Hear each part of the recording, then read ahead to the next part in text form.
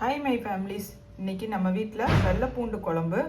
அதுக்கு தேவையான பொருட்கள் பார்த்தலாம். சின்ன வெங்காயம், வெள்ளை பூண்டு, மிளகு, வெந்தயம்,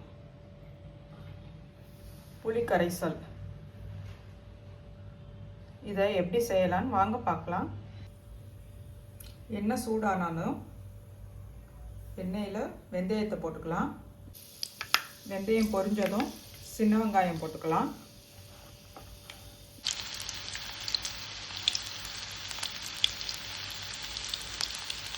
வெள்ளை பூண்டும் போட்டுக்கலாம்.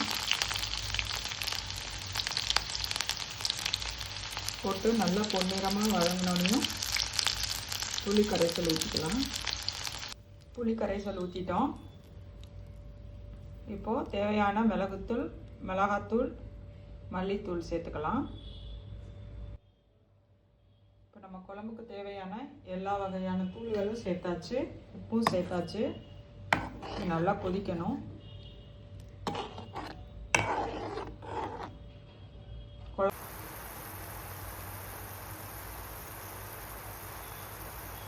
குழம்பு ரெடி ஆயிடுச்சு.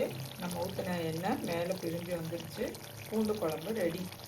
உங்களுக்கும் பிடிச்சிருந்தா நீங்களும் செஞ்சு பார்த்துட்டு கமெண்ட் பண்ணுங்கள், லைக் பண்ணுங்கள் அண்ட் ஷேர் பண்ணுங்கள்.